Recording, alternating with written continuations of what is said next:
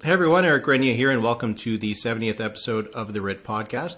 Here in Ottawa, it's a big week in the Rouleau inquiry into the invocation of the Emergencies Act. We're hearing from some cabinet ministers, the Prime Minister, so there's lots to get into. And also, another little side note, a new Green Party leader, not exactly new. We'll talk a little bit about that. So to go over all of it, I'm joined today by the CBC's Wherry and Supriya Dwivedi, who is the Director of Policy Engagement at the Centre for Media Technology and Democracy, Senior Counsel for Enterprise Canada, and the co-host of the Seriously podcast. Hello, both of you. How are you doing? Good. Oh, okay. So we are recording on Thursday morning, so I should point that out. So we can't get into too many details of who said what, because by the time people are listening to this, maybe even Trudeau has already testified. So that could be a big day. But I wanted to first start with just a broader look before we get into any of the details. And I'll start with Aaron. Has this inquiry so far, it's mandated by the law, if you bring in the Emergencies Act, you have to have this inquiry. Has it been a useful exercise? Oh, yeah, definitely, I think. I think we're getting really like an unprecedented amount of, I don't know if transparency is the word, but like investigation and insight into how government functions and how this happened and the decisions that were made and the discussion that was happening in the background and, how decisions were made and what the considerations were and what cabinet ministers were texting things to each other.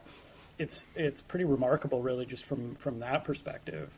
I don't know that it has necessarily shifted the basic conclusions that people are going to have, but as an exercise in just sort of accounting for what happened, in January and February, I think it's, the drafters of the Emergencies Act, whatever else they did, they were pretty brilliant in making sure that there was an inquiry attached to the thing, because it's been a pretty fascinating look inside government. Yeah, Supriya, do you think this is doing what it was meant to do? Yeah, I think so. And I agree with a lot of what Aaron said. And he touched on something in terms of the level of transparency that we're getting out of this. And I think, quite frankly, that should almost be the norm in terms of what Canadians should be able to expect from these sorts of things. But unfortunately, it's not really the norm. Governments of all stripes tend to play cards close to the chest, vest, whatever the saying is. And I think it's been a nice little peek behind the curtain to get a sense of how decisions were being made, what information was known when, the different reactions from the various cabinet ministers with respect to how the situation was evolving and moving, I think provides for some really great insight. And, to Aaron's point about the texts between ministers, turns out they're just like us. They swear and use, funny language from time to time. So that's been somewhat interesting too. And make stupid jokes like the rest of us, Yeah. which is pretty much, I think, what texting is for. I'm guessing next time there's the Emergencies Act, everyone's text messaging and GChat is going to become much more official. They're going to stop cracking wise, just because no matter how bad no matter, how personal it is, it still always looks bad when it's up on a big screen in front of an inquiry. So, Supriya, this has also been a bit of a contentious week. We've heard a lot from the lawyer representing the convoy organizer, and at one point he was thrown out of the inquiry. And you also came up. So I think that you might have some thoughts on all of this that's been going on this week. Yeah, I have some thoughts. And, thanks for giving me the opportunity to sort of address the absurdity of all this head on. Look, there is an allegation that is being made right now about a colleague of mine that is completely unfounded, that is completely baseless, that he was the person carrying a Nazi flag or a Confederate flag. It's honestly unclear to me which, because they've seemed to have made the allegation both interchangeably. But the reality is that my colleague was 500 kilometers away in Toronto the entire time and is not some secret plant for the government. He was nowhere near Ottawa during the convoy. And for myself, you mentioned off the top, I now work for the Centre for Media Technology and Democracy. I'm steeped in disinformation and conspiracy theories and the integrity of our information ecosystem. And I think a lot of this just sort of exemplifies why and how disinformation can, in fact, be so harmful. Because this baseless, completely unfounded allegation about this whole conspiracy theory is now leading to very real threats against my colleague. The first day that this came up, I spoke to him, just briefly on the phone that night to check in on him. And like his cell phone was going off the entire time with people just calling his cell phone, making all sorts of threats of violence against him and his family. And it's, this is why I've said this before in various forums, even prior to this, and I've written quite a bit about this, but like disinformation and conspiracy theories do not exist in a vacuum, nor do they only stay online. They end up spilling out into real life, and they affect very real people. So I would encourage people to, engage with information responsibly and not to propagate things that are demonstrably false. Yeah, the allegation more or less is that this person was a plant put by the government to make the convoy look bad, and it seems to be based on an extremely blurry photo and a conversation by someone who says it was this guy's name.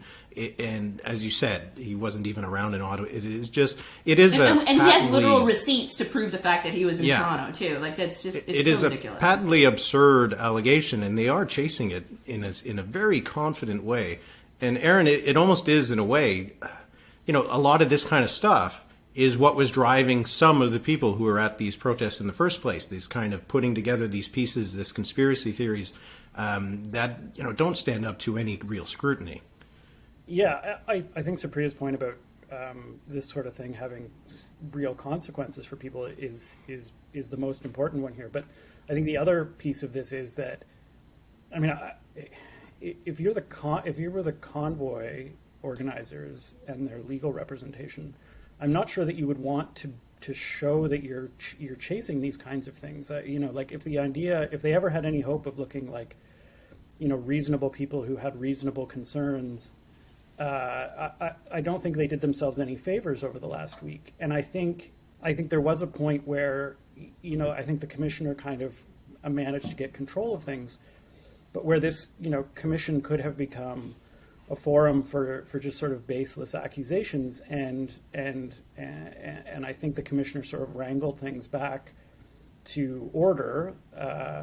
But I think the takeaway that most people are going to have from this is that, the concerns that people had about what was driving this protest or driving some of the people that involved in the protest, I think has probably been confirmed by what's happened over the past week, and probably to a certain degree helped the government's case that this was not something to be negotiated with, and this was a protest that needed to be responded to, and that it does have kind of really concerning undertones and speaks to some pretty serious issues that we have right now in the sort of discourse and in, the kind of flow of information in the world right now. And coming out of this, I think that's going to be one of the major takeaways, is that we do need to face up to a lot of what's going on online and, what it means for our politics writ large. And then, as Supriya says, what it means for people directly.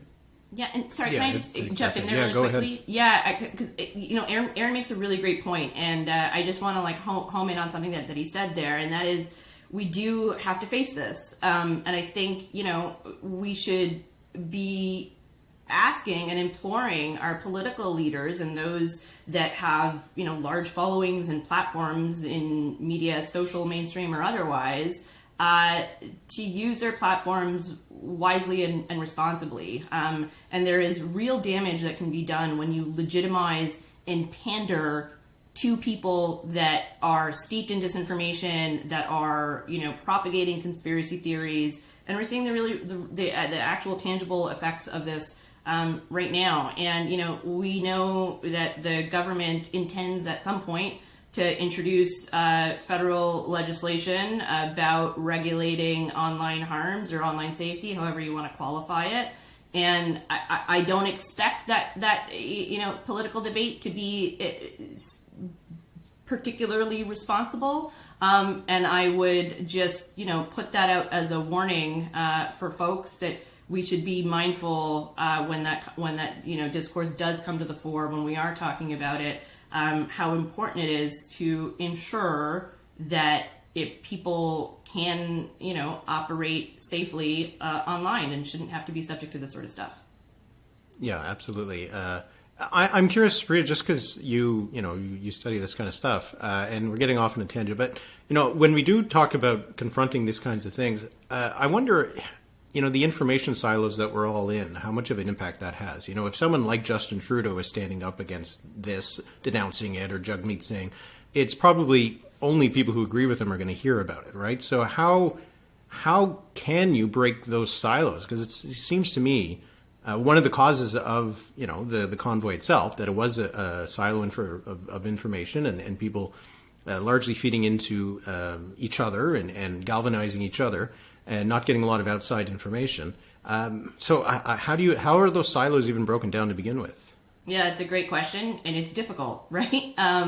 It's not easy to do. And to your point about a lot of these information silos, I mean, a big part of the problem is that these tech giants, these platforms, target us with our own information and algorithmically boost information in front of our feeds all the time that they think we are most likely to engage with. So depending on what kind of people you follow or what kind of groups that you're into or your likes, the platforms all know this, and they're going to feed you a steady diet of often bullshit for the reason of you staying longer on the platform itself. So I think to your initial part of the question about it's all well and good for Mr. Trudeau or Mr. Singh to stand up there, I think it would do a lot more good if it was Mr. Poilievre, of course, that was standing up there, or having other prominent Conservative members standing up there and taking a real stance against this and denouncing it. But unfortunately, I don't expect that to happen anytime soon. And we've seen, at least in some cases, the Conservative Party really propagate certain types of conspiracy theories as it relates to the World Economic Forum, or in Dr. Leslie Lewis's case, the World Health Organization, or what have you. So this is a real problem going forward. And in a lot of ways, Canada has very much been able to stave off a lot of the more shitty vitriolic stuff that we've seen in other democracies and in other jurisdictions, because we've had these guardrails in place of our politicians being a touch more responsible than in other places. And that's slowly eroding and going away. And that can lead us to a bad place. Yeah, Aaron, I don't know if you have anything to add to that, unless you want to get back to the inquiry. I do have a question on the inquiry, but no, I mean, I think Supriya is exactly right. We have been pretty lucky, I would say, over the last 7 years, but I would put emphasis on the word lucky. What has happened in other countries, we are not by any stretch immune, and complacency is the biggest threat right now, I think, for Canadian politics and democracy. Okay, just to get back, it was my tangent, so, but it's an important one. But anyway, Aaron, for the inquiry itself, we are talking about how it kind of got derailed this week on these issues that, as Justice Rouleau even said, don't really seem to have much to do with the Emergencies Act inquiry itself. But are there some vulnerabilities for the government on this? There has been a lot of redactions of stuff. Lemedi was this week saying how a lot of it was attorney-client privilege kind of thing. They are open to the charge that they were, that maybe they could have overreacted. It's a benefit of hindsight kind of thing. But also we have seen that there was already some messaging kind of going into it, that they were aware of the politics involved in this, as all the other parties were, the Conservatives as well. But there are some threads that could be pulled that would probably make a lot more sense and be a better use of time. Yeah, I mean, to a certain degree, this is the old analogy about seeing how sausage is made, right? Like, we've gotten some insight into how political staff, communication staff, plan out political communication, and sometimes that can look a little craven. That's not to absolve it or to condemn it necessarily, but that's just sort of what has happened here. I think, the solicitor-client privilege issue, I think it's important. It's complicated from a legal and political perspective, but it would have been maybe a little bit easier at this point if we'd seen more of sort of the legal analysis the government had underpinning its case.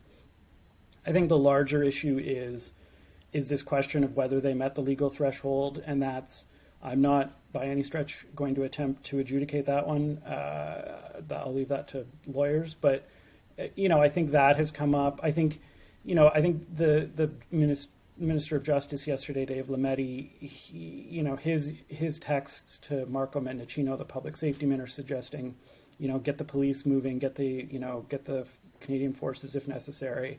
I think that looks a little rash. It doesn't look, there's no indication that the public safety minister actually acted on any of that.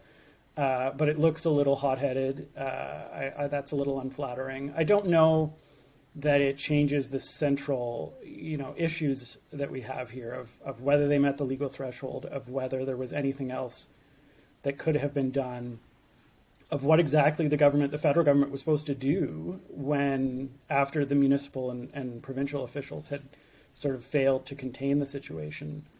But there are little bits and pieces here that, may add up to a certain amount of cynicism about how things were conducted, or maybe unflattering, I guess, to people, people's perception of how government functions. Supriya, it does seem likely, from my uneducated point of view, that Rouleau is likely to come somewhere in the middle, right? Neither that it was obviously required or obviously an overreach, because it does seem like written. It's not like you could maybe make a stronger argument that the War Measures Act in 1970 was an overreach. Then this one does seem to be much more of a nuanced kind of murky. Who knows? It could have been, could not have been. So it seems like whatever's going to come out of this is unlikely to be something that's really going to shift opinion. Yeah, but can I just I don't disagree with that, but I mean, I would just say that the reason I think why it's coming out to be a little bit more murky is because you're hearing from, local law enforcement who, quite frankly, dropped the ball and are trying to cover their own ass in a lot of ways. The entire reason why the feds had to get involved in the first place is because the provinces and local forces weren't going to do anything about it. And they were left in a somewhat untenable situation. And, we heard from testimony from the CSIS director just this week that, from his testimony that he felt as though, and he advised the government that they were justified in invoking it. And it wasn't exactly something that they came to within the first 5 minutes of the convoys sort of occupying Ottawa or shutting down borders in various parts of the country. It was prolonged and something that, quite frankly, went on for weeks and weeks and weeks because of inaction and because of buck passing. So, to the overall point, I think you're probably right that Rouleau is going to end up somewhere in the middle.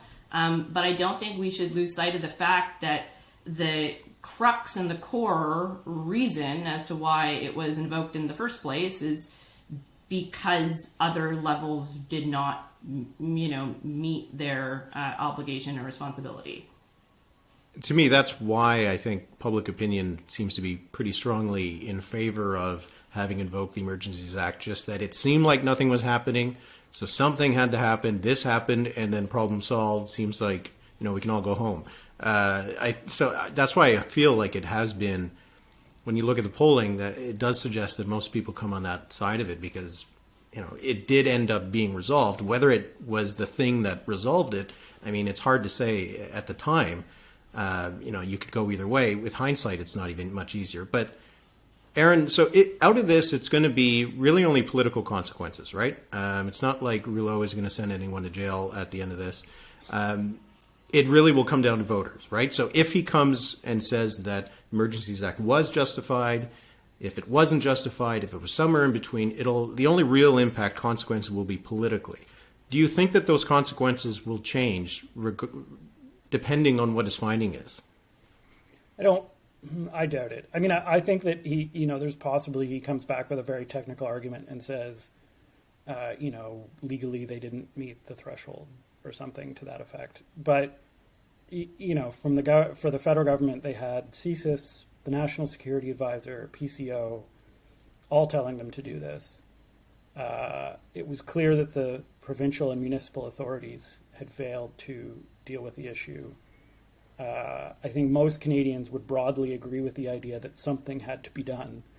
And in the absence of massive evidence of abuse of the Emergencies Act, that people were suffered terribly as a result of the act being invoked, I don't think public opinion is going to move suddenly against the government decision.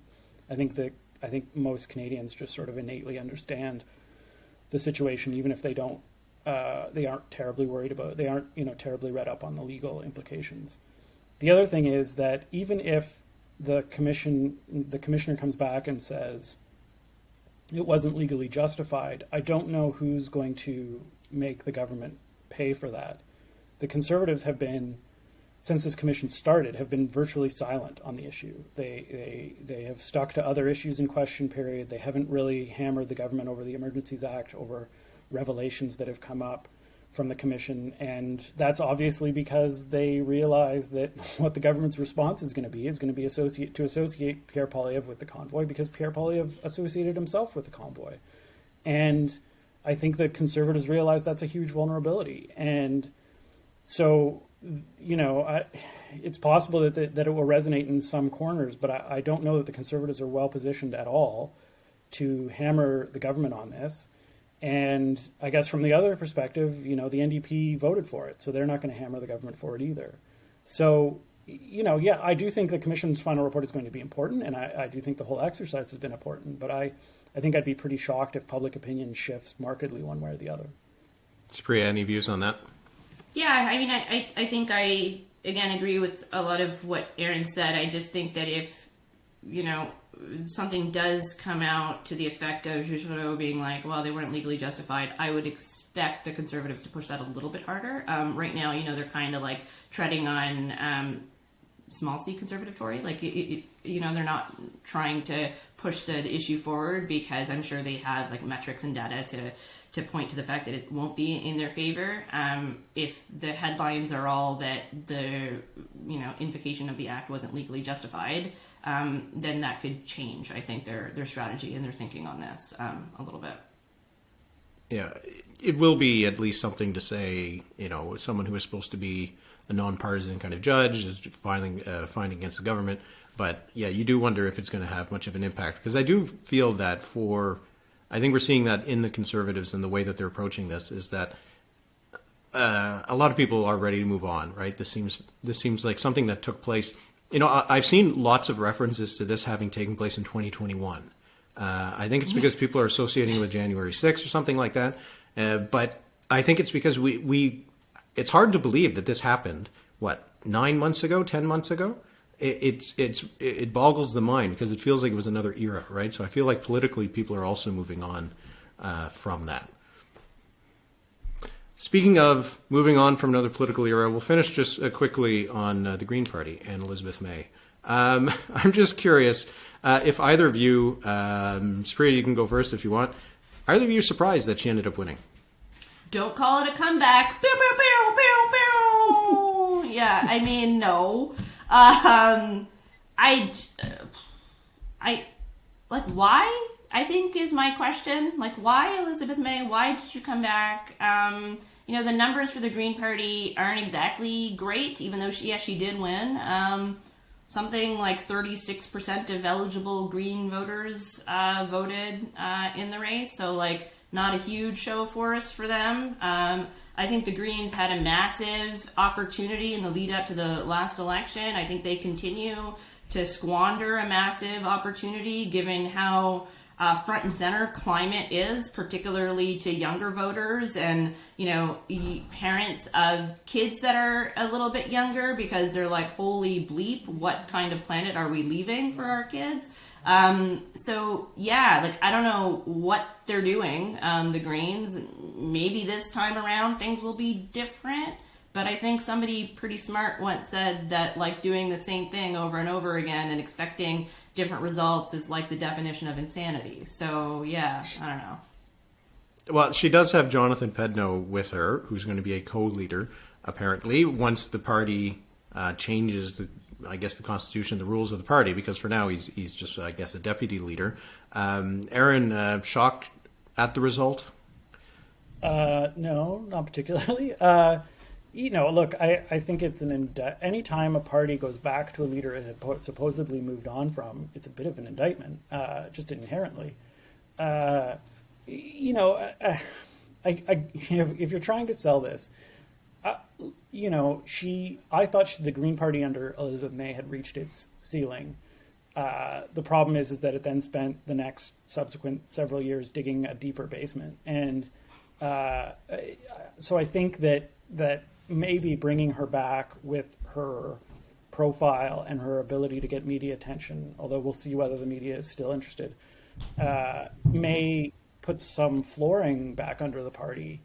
But the only way this works out for them is if they use this time to build back to some post-Elizabeth May future. If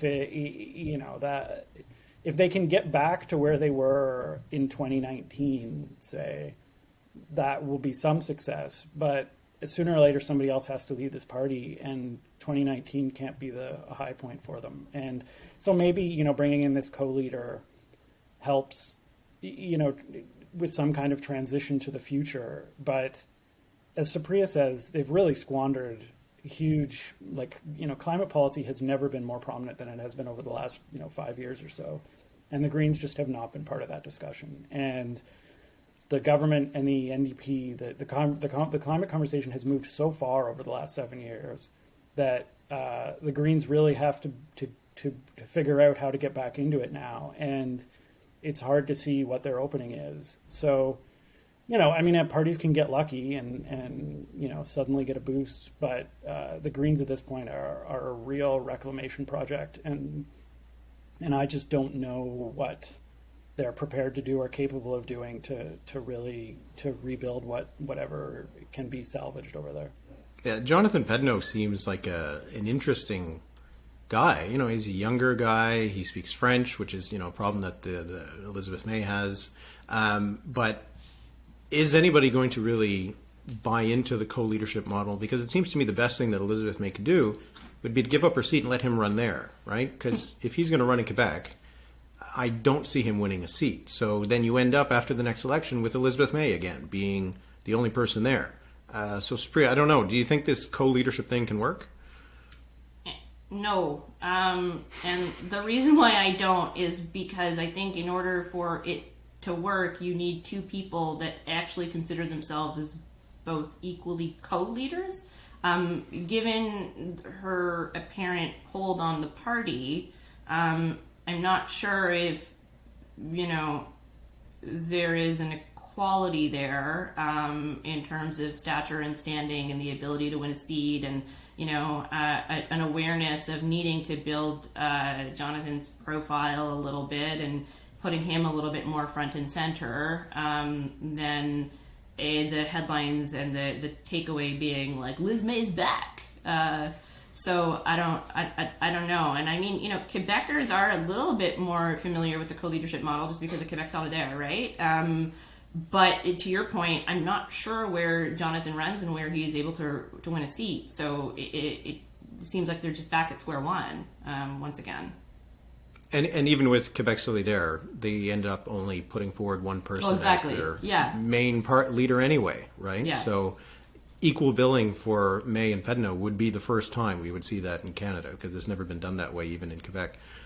So we'll see if it'll have any impact. Aaron will just finish on this.